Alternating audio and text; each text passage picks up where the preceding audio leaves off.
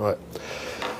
Yes, well, I thought you might like this slide, and don't worry, there'll be something equally amusing a little bit later in this class, if it doesn't make somebody faint in the background. Well, I sort of rushed into this particular point, but just to remind you what we're concerned about here is the dating of this so-called late Flavian Baroque style. It influences, or the arguments over this influence our thinking about the date of the Arch of Titus. And as you can imagine, if I'm talking about this in great detail, this is the sort of thing that I will be asking questions on in the exam, because I'm telling you so much about it. So this late Flavian Baroque style, when we look at the Chancellaria reliefs, it just doesn't seem to fit together somehow. Well, going from these beautiful cupids back to reality, and this is really one of my own personal favourite pieces of relief carving from Rome, dated broadly to the Flavian period, but it could be Trajanic again. So, I mean, you know, we're talking about just a few years here. Domitian dies in the year 96, Trajan becomes emperor in the year 98, so we're not talking about a great number of years. But just outside of Rome, in the 19th century, some workmen discovered a very large, very highly decorated tomb, known as the tomb of the HART316. The HART316, the Haterius family. We can work out that they must have been involved in the building trade. I think one of the inscriptions from here actually does refer to them as builders. The tomb itself decorated with a series of reliefs of vary enormously in quality and in topic and in subject. But one relief in particular is of great importance because it does show us this whole row of building projects which we assume the Hatteri family were involved in. I can't see why else, nobody can see why else they would have had this relief carving placed in their tomb. Well, it is really quite fascinating in many ways because we can identify some of these buildings as being Flavian. But again, there are problems with it. So, for example, over here, well, this arch says Arcus ad Isis. This is an arch at the temple of Isis. The temple of Isis was rebuilt by Domitian, and the arch was presumably provided at that particular time. So we can see that this could be a Domitianic building. Well, this pretty certainly represents the Colosseum. Or does it represent the stadium of Domitian? Most people would say that this is the Colosseum because the stadium of Domitian only has 2 stories to it. But the Flavian amphitheatre, also known as the Colosseum, but only I can say that, remember. I saw you catch up on that one. The Flavian amphitheatre has got 4 levels to it. This has only got 3. But you can see the stairway going up there. You can see statues in the arcades, the sort of thing that we do see in the Flavian amphitheatre. It just does not show the 4th attic story. So there's a little bit of a problem with that, but generally speaking, yes, it's the Flavian amphitheatre. Well, this could be the Arch of Titus, which is not very far away from the Flavian amphitheatre, but that could be the Arch of Titus. Unfortunately, there's not enough detail in these to actually allow us to identify one or the other. But no, that could easily fit in with being the Arch of Titus with a representation of Titus standing in it. Well, here we've got another temple. We can just about read the dedication on it, but it can't actually be specifically identified, says he, because I didn't check the textbook before I came here. Whoops, daisy, mistake made there. But this one at the end, a temple, a hexastyle temple, with a statue standing inside it. Well, this one we can specifically identify from this carving here. This has to be the temple begun by Titus in honour of Vespasian, finished by Domitian in honour of Vespasian and Titus. It stands in the Roman Forum, the temple of Vespasian and Titus. It has this very characteristic relief frieze, with the helmets of some of the priests of Rome there, the litus, the symbol of the high priest, the jugs, the patera, the sacrificial knives, the bucrania, and that's exactly what you've got there. So there can be not much doubt about the identification of this particular building here. Other parts of the tomb of the Hatiri were decorated with reliefs which are, well, they look fairly simple and easy to explain, but they're not that easy to explain when all is said and done. One of them, this really big one, would seem to show the family tomb actually under construction. And you can see it's a family tomb on 2 levels with engaged columns in the Corinthian order. You've got a lower basement level there. Now this is very much Baroque type carving. This late Flavian Baroque, early Trajanic Baroque. Very high detail, cupids, lots of activity shown there. You've got an entranceway going in the bottom here. Here you've got a representation of rather like a columbarium, a series of portrait busts standing in niche representing the dead there, but that's the actual doorway to the tomb here. And floating above all of this, you've got a completely different thing. That doesn't belong to this. This is just floating. There's no sort of sense or logicality to this. Now over here is the mystery. It represents the type of thing that we know existed. These are not hamsters inside that wheel, operating that wheel. This is a man-operated crane. Not using slaves as people would generally think, because slaves don't necessarily work that hard if they don't have to. So these would be paid workmen. Operating this crane, you can see all the attachment ropes going back like this. Ramage and Ramage come up with some sort of rather peculiar explanation. They connect it to some sort of ceremony involving a phallus, a ritual penis, and some sort of all sorts of mystery thing. Well, I prefer to see this as something you see in modern building practice. When you finish a building, you put up a flag, a bunch of flowers. It's called a topping out ceremony, and I think that's what's actually involved in this particular one. One other set of reliefs from the tomb of the Hatiri are of great importance in giving us our only visual representation of something we know happened from Roman literature. And that is the Roman practice of mourning, of death, before the display of the body before the burial, the mourning ceremonies associated with this, and so forth. It's all described in several writers, but this is our only actual representation. What we have here is the lying in state of the body of a female, presumably member of the Hatiri family. Now, you can just see this roof tile sloping in. And this indicates that this is taking place in the atrium of a Roman house, the open air courtyard in the Roman house. We've got these large candelabra on either side. The candelabra, partly candelabra. The candelabra sort of give a perpetual light, but they've actually got a practical function. The lying in state would last for between 3 and 5 days. And bodies tend to start smelling a bit after 2 days, and certainly after 3 days. So incense would be thrown on these to keep the air reasonably clean. Now, if we look at this in just a bit more detail, there's some really nice features that come out. You can see there she's lying in state. And at her feet, there's a whole pile of rectangular objects which presumably represent books or tablets or things like that.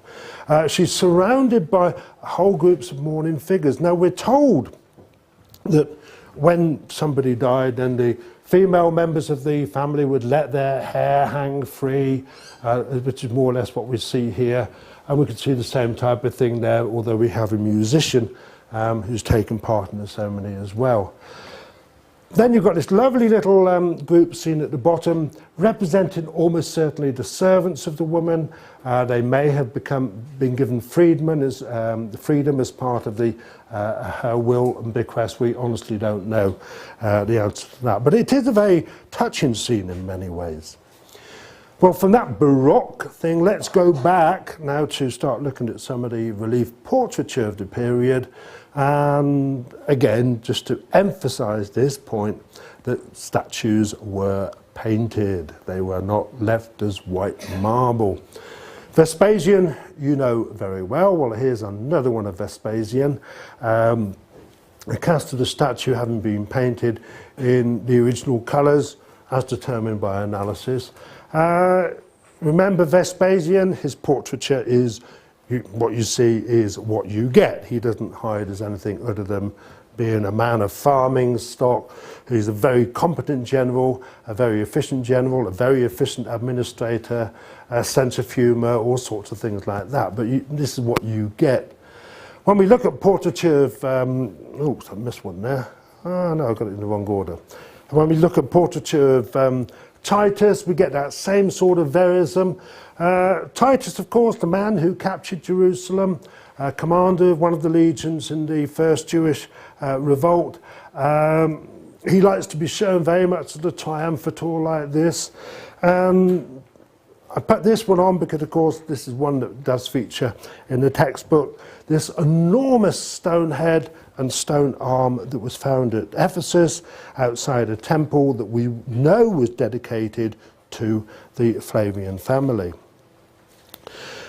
This is enormous. It's part of a statue that was made of stone, head and arm. Most of the body would have been of wood covered with cloth. It's actually 4 times larger than life size. So he was seated, so you would be seeing this 6 meters up in the air. Ramage and Ramage sort of say something to the extent of how the sculptor wants to show brute power in this image, you know, these very hard details. Well, a statue that's 6 meters up in the air, I mean, you need to be able to see the detail quite clearly. There is a lot of argument, and I don't know why there is argument, or rather some books say that this must actually be Domitian rather than Titus. The argument for it being Domitian is quite simply that it was found buried outside the temple. Domitian suffers damnatio memoria. Well, rather than dig a great big hole to bury a 4 times size head like this, why not just smash it into pieces?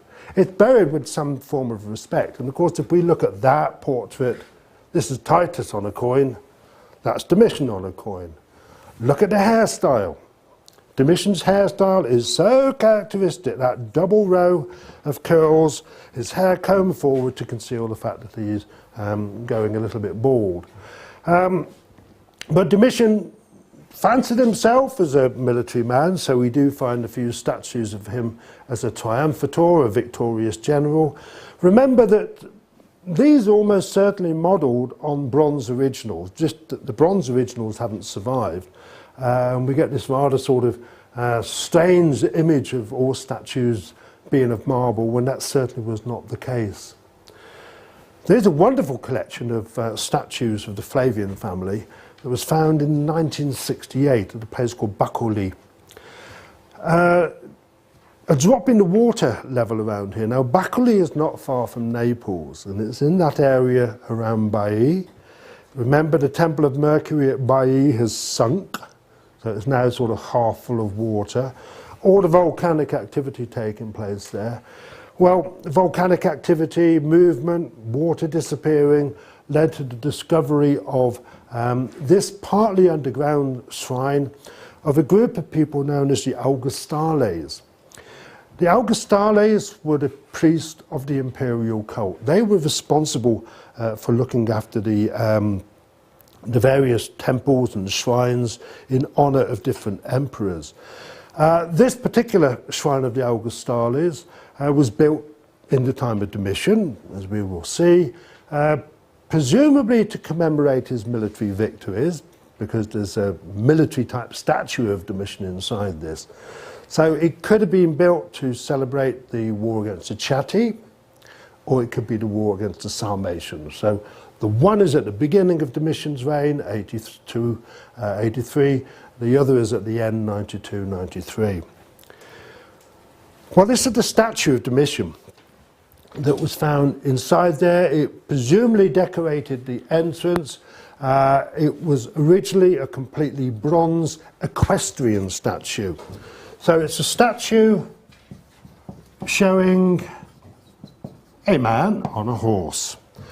Well, you can see what we have surviving here. There is a possibility that parts of the... I'm losing my microphone again. The parts of the horse's... No, sorry about that. Parts of the horse's body may have been made of another material, but it's probably all been cut down. It's probably all originally bronze, and that's all that survives, part of the head there. And here you see the young Domitian sort of going into battle with his right hand raised. He probably had a spear. It would have been a very dramatic piece, because most equestrian statues, the horses have all four legs on the ground quite solidly. But this one, there's no doubt, the horse is actually rearing back like that. It's about to charge into battle. Well, it's not actually Domitian. What happened to Domitian after he dies? Damnatio memoria. And what's happened here is they came along and they decided to, well, we don't want that one on. We're going to cut it off, and we're going to put Nerva up there instead. So you've got that terrible portrait of Nerva. Nerva was 60 when he became emperor, or 62 or thereabouts, but you can't really show a 60-year-old emperor going into battle, so that's what you have instead. But it's just beautiful, the join line that goes all the way around there like that. Elsewhere in this particular shrine, you have these statues of Vespasian and Titus. I've never been able to get a photograph since they've gone on display, but you can see quite clearly Vespasian there, Titus there. They look very similar. Titus has got more hair than his dad. They're shown naked. In Roman sculptural tradition, in the Greek-speaking provinces, a living emperor could be shown naked. But in the Roman part of the empire, Italy, the western provinces, an emperor would only be shown at the very most half naked, like Augustus on the Gemma Augusti. He would only be shown completely naked like this when dead. So we know that this particular shrine of the Augustales, again, it has to be Domitianic, it can't be anything else. Well, these are other photographs which I couldn't get them up to size. I stole those off the web, to be quite honest with you. So we got Vespasian there and Titus down the bottom, both in the same sort of stance there. They would have been sitting inside a kind of temple-like facade, but the decoration on the temple-like facade is more severe and suggesting it was done at a much later date. Now we've got all these digital cameras, I'm beginning to wish I stayed in my old job in the travel business, when you can go around to all these places for free taking photographs, instead of taking bad slides and so forth. The one really nice thing, though, about the Flavian period is the portraits of female members of the imperial family, and private women as well, because they go through a major fashion change with regard to hairstyle. Just to take you back to the time of Nero. Well, that's Agrippina over there, that's Nero's mother. This is the Vina Cordini woman's. You can see this nice little hairstyle, very tight curls, little waves in the front like that. What do we get in the Flavian period? Oh, it's getting much more elaborate. This is a portrait of Julia. She's the daughter of Titus. She's pretty well accepted that this is who she is, and this would seem to be the earliest example of what we would call a Flavian hairstyle. It's a bunch of curls right across the top of the head like this. Now, in the case of Julia, this looks quite natural. I can imagine it would be possible to create something like this with a bit of wire and God knows what else, but pretty dramatic. But what we find happening over time is that this hairstyle gets even more elaborate. One is reminded of Marie Antoinette. you know, in 18th century France with the enormous hairstyle standing, you know, a metre above the head. I mean, it's just compact, massive curls here. This is Domitia, the wife of Domitian, and it reached an absolute climax in many ways with this particular one, the so-called Fonesca portrait, after the man who used to own it. Look at the way it's all built up like that. I mean, this is a beautiful portrait in many ways. But is it real hair? Perhaps not. This is the Fonesca portrait, looking at from the back. And you can see very clearly there's a parting there, so the hair has been pulled forward there. But the rest of the hair is all braided up into this sort of enormous bun type thing here. This is a lady with remarkably long hair. But it does suggest that there is the possibility that the front part is actually, this really high part might actually be a wig. We can't see any clear indication.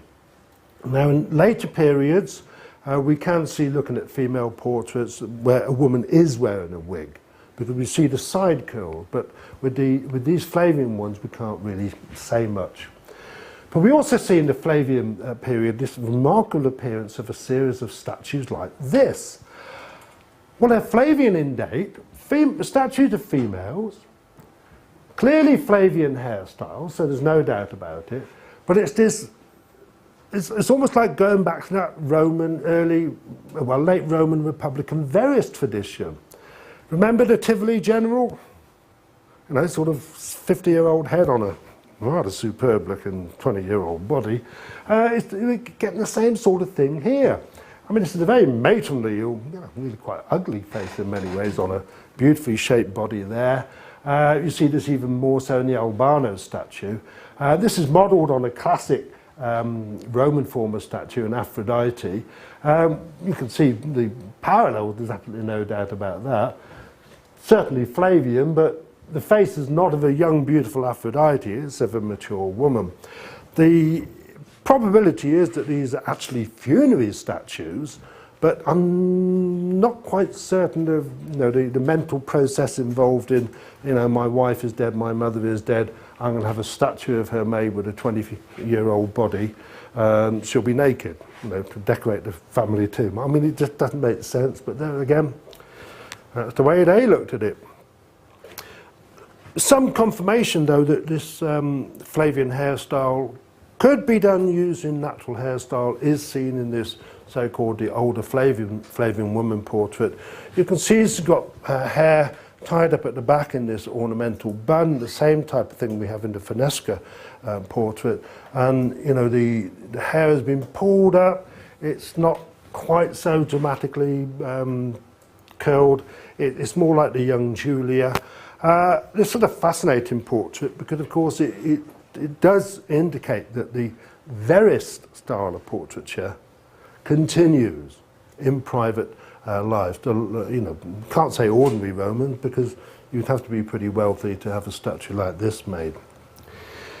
Well, a great event, of course, of the Flavian period. There are lots of great events in the Flavian period, but the really great event in the Flavian period was the eruption of Mount Vesuvius in the year 79 and the destruction of Pompeii and Herculaneum as they were covered with volcanic ash. Pompeii is down here in the area known as Campania, a name that comes from campus, meaning the field or the plain. It's a very rich area in agricultural terms. This is the area where tomatoes were first grown when they arrived in Italy. This is the area where the pizza originates. So everything all runs in and connects in many ways there. You're getting even more useless information in this class than normal. Up here is Rome, and there, of course, we have Etruria. What I think about all this area of the Mediterranean is you've got a series of volcanoes which have erupted at different times. So you've got a volcanic break which starts off over here several million years ago but has gradually moved that way, giving rise to this area here. There's Baiae, where the Temple of Mercury is, where the the Shrine of the Augustales is that we've just been looking at there. This used to be volcanic, but the most recent volcano in the area is this one here, Mount Vesuvius, which is something like 1.5 million years old. Mount Vesuvius seems to erupt on a reasonably regular cycle of a major eruption roughly every 40 to 60 years. You can see that pattern over a long term, but it isn't totally reliable. I mention this because here is Mount Vesuvius, there is Naples there. If you've watched the Discovery and History Channel program, you know it's about to go. The last time Mount Vesuvius gave a severe eruption was in 1944. It's quite funny in a way because the Americans and the British had just occupied the area around Pompeii and were driving the Germans to the north. This volcanic eruption destroyed more American warplanes than were ever shot down by the Germans in the whole of 1944, something like that. It's also at the time when Pompeii got bombed. You go to Pompeii and you think, wow, it looks like a bomb's been dropped here. It was bombed. The American Air Force bombed it by accident. They were supposed to bomb the modern town of Pompeii and they got their coordinates slightly wrong. But don't worry about it. Don't take it personally. Don't take it personally. So anyway, at some point, that volcano is going to go again pretty shortly. So if you want to go and see Pompeii and Herculaneum, go as quickly as you can, because you may not be able to see it.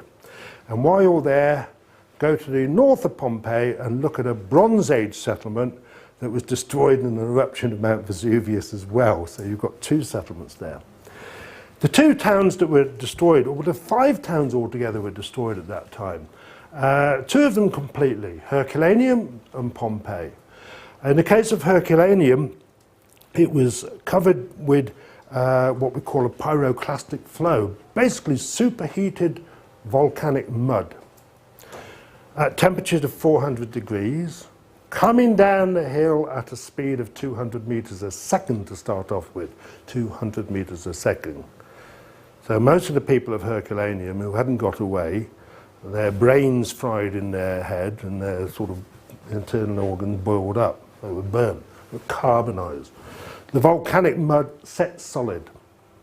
Herculaneum was the first place to be discovered of the 2 sites in the 18th century, but it's underneath massive volcanic mud, and it now has that modern town of Ercolano on top of it. These are Roman remains of Herculaneum.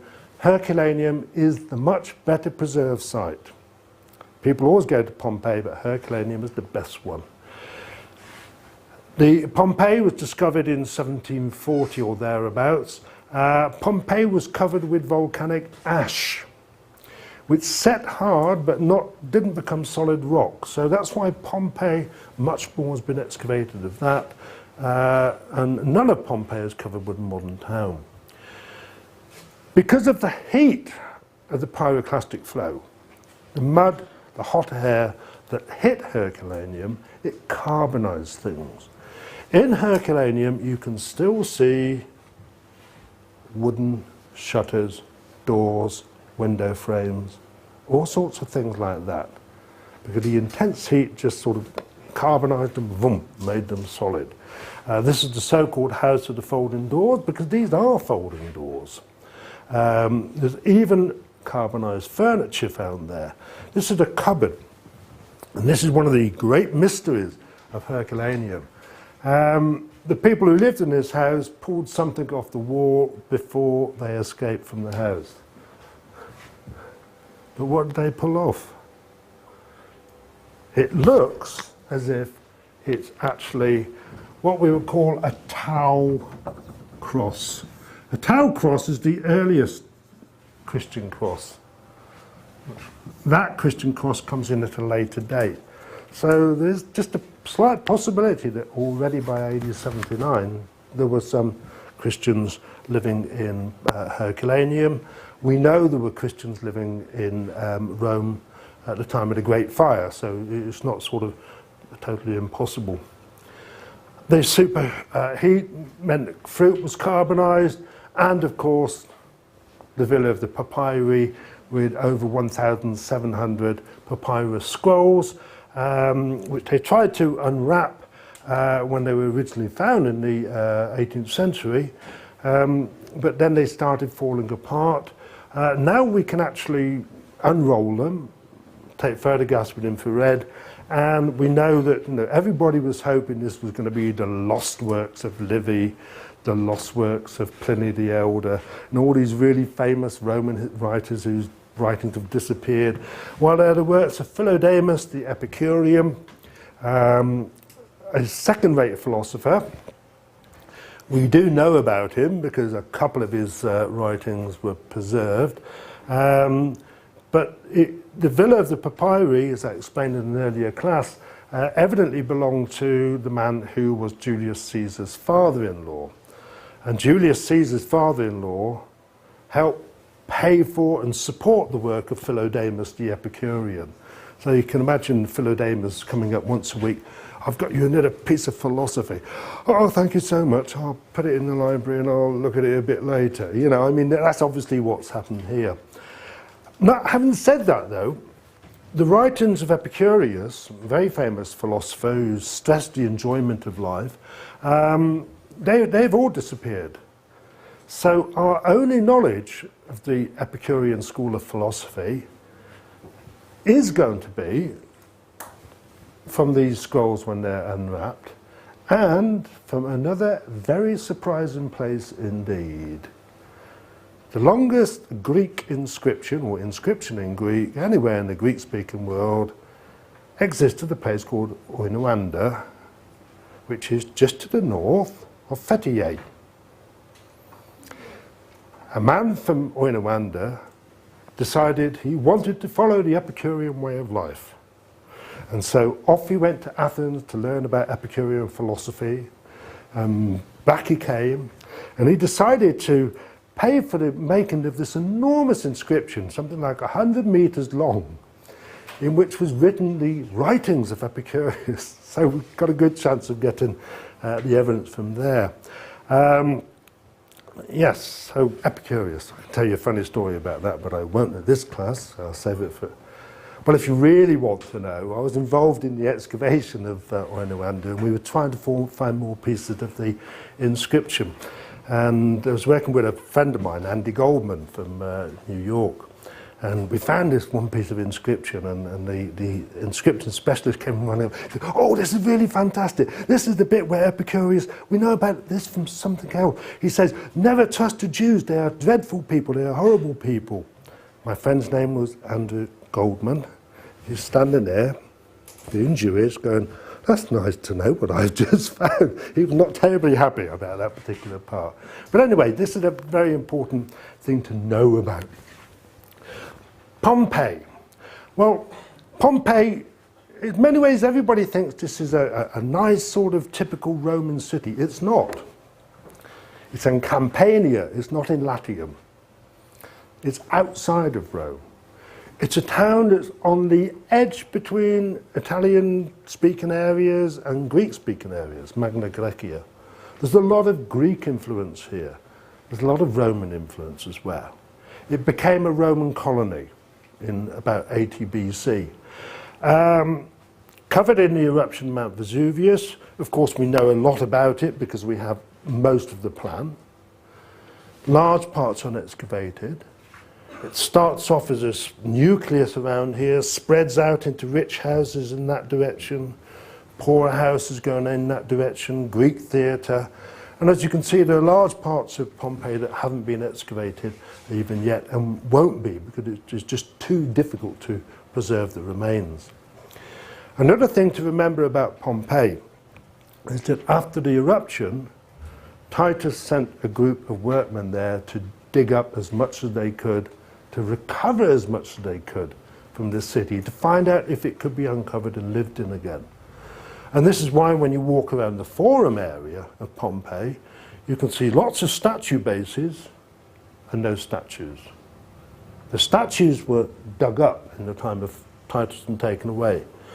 The two temples here, the Temple of Apollo and the Capitoline Temple there, the columns were removed.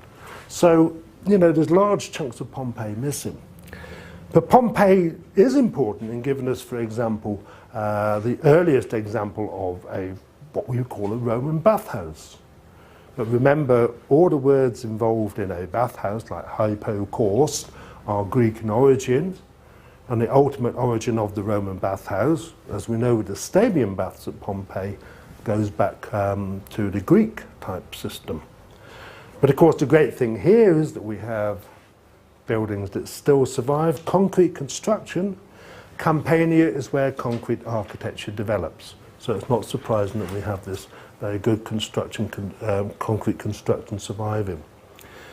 Pompeii is also wonderful in that you do, yes, to a certain extent, get a sense of a place that really is lived in as opposed to just being a ruin. But again, evidence of robbing after the eruption. This is a water tower which originally had lead pipes going to that public fountain. But the lead has been removed. Somebody has dug down in the past to actually take the lead out there. Of course, these wonderful stepping stones so your feet don't get wet. Another important thing to know about Pompeii is that Pompeii was very badly damaged by an earthquake in 62 or 63.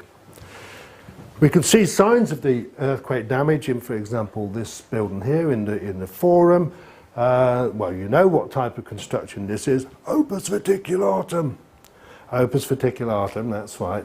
And you can see how it's that beautiful banded type opus verticulatum we saw in the Villa of Tiberius at Sperlonga. You can also see how the banding has fallen away here, and this has been repaired at a later date in plain concrete. That's earthquake damage has caused that. The Capitolium, well, you can see this is in the Forum area. None of the marble on that arch still exists.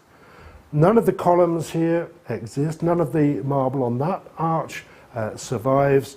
Everything that could be recovered after the volcanic eruption was taken away. By the way, this is 1944 Mount Vesuvius. That was the Vesuvius in 79. Volcanoes don't always pop up in the same place. So that was the Mount Vesuvius that destroyed Pompeii.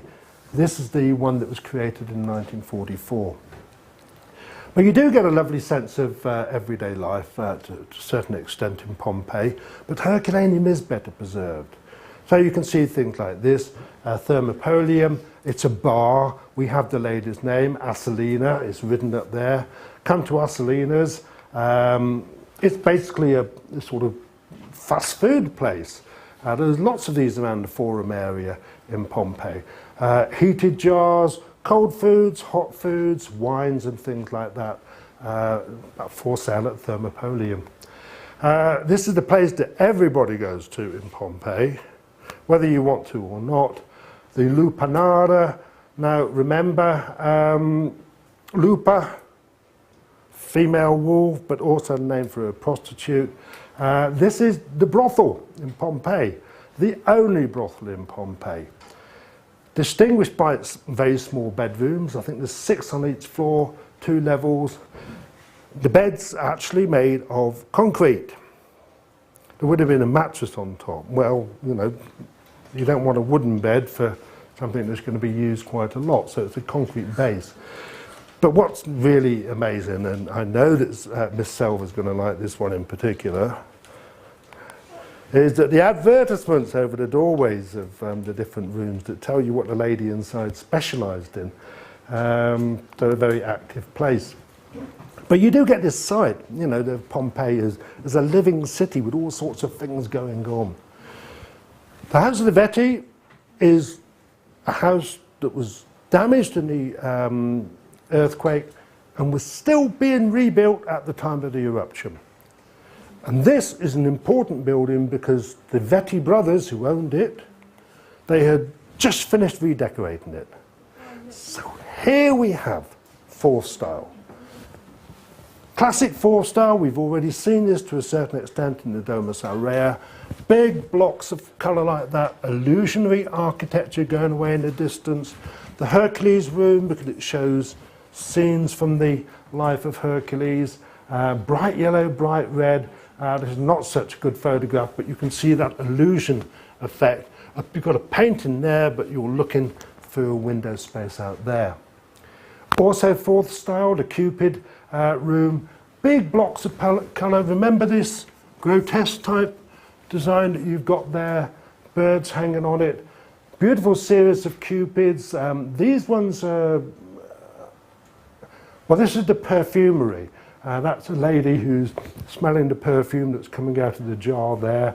They're mixing perfume here, so all sorts of lovely activities. That's on me detail of it. It's only that high. It's a beautiful piece of painting. You also get these mythological paintings. So this is a scene from the Aeneid, which shows Theseus having been wounded in the knee. He's being operated on by a doctor there. Then in Pompeii, the same sort of thing, the Aeneas painting, something mentioned in the Aeneid. Aeneas, Julius Ascanius, again, wonderful illustration of an arrow being pulled out of his leg there. The house of the Veti de Priapus is the one that featured in all the textbooks. It's painted in the entranceway. This is the doorway going into the house of the Veti. So you go through the doorway, and you've got some rather sort of boring little four-star painting, and suddenly you've got this massive painting that big here. Priapus. Well, it showed the god Priapus. He's holding a balance there with his penis in one end and a money bag in the other. Sort of, which is more valuable, my penis or my money bag? It probably makes a reference to the trade of the people inside there, but we don't know. But it serves as a way of keeping the evil, it serves like a blue eye in Turkish. It keeps the evil eye away. It keeps bad things out. But you also have your local shrine, your own shrine in your house. So the house of the Veti has this beautiful painted scene here, representing the Lares, the household gods. This is the owner of the house, or representing one of the owners of the house, making a sacrifice to the household gods. Another lararium, one I particularly like, this is Pompeii. It shows Bacchus over here, Bacchus the god of wine. You can just see the panther there, that's the symbol of Bacchus, and this is clearly meant to represent Vesuvius, covered with vine trees. But if you look at the body of Bacchus, it's actually a bunch of grapes. A beautiful piece of painting there. You also get, in this so-called fourth style, this series of remarkable paintings, such as this, known as the Mario couple portrait, showing two quite distinctly different looking people. The man looks more perhaps North African, Sicilian, something like that. The woman perhaps more Central Italian. They're so realistic. I mean, that they have to be portraits. They can't be anything else but portraits. Analysis of the skeletons at Pompeii does indicate that it's actually quite a closed community. There's not a lot of outside influence coming in there. And of course the famous Sappho portrait, Sappho the poetess. She's got the stylus for writing in a book of wax tablets here, and has that gold headdress on that we saw right at the beginning of this course. There are actually examples of this, and things like the mosaic pavement portrait, using incredibly small stones. Those stones are the size of your little fingernail. This is my own particular favourite from Pompeii. There was a riot, a fight in the amphitheatre there. I've mentioned this before, and this painting commemorates the actual event. I talked about this with regard to the velarium up there. You can see the fight scenes taking place, people being killed out there. But we know it's Pompeii, not just because it was found in Pompeii, but this particular entrance is characteristic of only one amphitheatre, and that is the amphitheatre at Pompeii. And just to finish off with a wonderful still life from a group of houses, the properties of Julia Felix. She seems to have owned about 5 or 6 houses, and she rented them out. And you've got this sort of lovely still life scene. You can see this is a silver wine jug there, you've got the eggs ready there, a wine cup and label, birds, starlings by the look of it, ready to be cooked, handkerchief over there. So all in all, a lovely piece of work. And that's it. Okay. All right. We'll see you all next week.